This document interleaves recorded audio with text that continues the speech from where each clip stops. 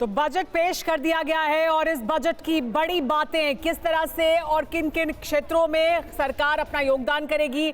Manufacturing को बढ़ावा देने के लिए सरकार ने बड़े कदम उठाए हैं, लेकिन देखिए कौन कौन से बड़े ऐलान हैं हम आपको बता रहे हैं। एवीसीजी कंटेंट क्रिएटर लैब निर्माण किया जाएगा। ग्राफिक कार्ड्स के लिए बजट में इनकम टैक्स में कोई बदलाव नहीं किया गया है, यानी इनकम टैक्स स्लैब में कोई बदलाव नहीं किया गया है। कोई रिबेट भी जो मिलती है उसमें कोई बढ़ावा किया जाए वो भी नहीं किया गया है, लेकिन आसानी की गई है।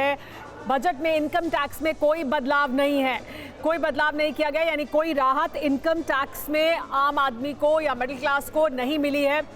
बजट में जो बड़ी बातें निकलकर सामने आई हैं उसमें बड़ी बात यह है कि किस तरह से 7 नए ट्रेन कॉरिडोर्स बनाए जा रहे हैं, 3 नए आयुर्वेदिक एम्स बनाए जा रहे हैं, कस्टम्स ड्यूटी पर राहत दी गई है बहुत से क्षेत्रों में जहां पर निवेश को सरकार बढ़ाना चाहती है। तो बड़ी बातें जो इस बजट से निकलकर सामने आई हैं। जी बजट में अगर 2 फोकस की बात की जाए तो हमारे जितने भी दर्शक हैं जिन्होंने बजट मिस कर दिया, तो इस बजट में 2 चीजों का फोकस है। नंबर 1 इंडिविजुअल हेल्थ और दूसरा देश की फाइनेंशियल हेल्थ। इंडिविजुअल हेल्थ की अगर बात की जाए, बायोफार्मा 10,000 करोड़ का एलोकेशन, इसके अलावा 3 नए all India institute of Ayurveda, फिर इसके अलावा अपग्रेडेशन ऑफ आयुष फार्मा और लैब, फिर 17 कैंसर की मेडिसिन को कस्टम से पूरी तरीके से उनके ऊपर जो है एग्जेम्प्ट कर दिया गया है। 7 गंभीर बीमारियां। अब बात करें देश की फाइनेंशियल हेल्थ की, तो डेफिसिट जो है वो 4.4% में रहेगा।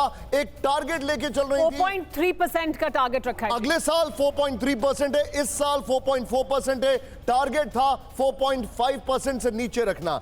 दूसरी बड़ी बात जो उन्होंने डेट टू जीडीपी कहा है वो 55.6% है, और जो टारगेट उनका लॉन्ग टर्म है वो अराउंड 50% है। यानी देश की फाइनेंशियल हेल्थ और इंडिविजुअल फाइनेंशियल हेल्थ, ये इस बजट का फोकस है अगर बड़ी बड़ी बात की जाए।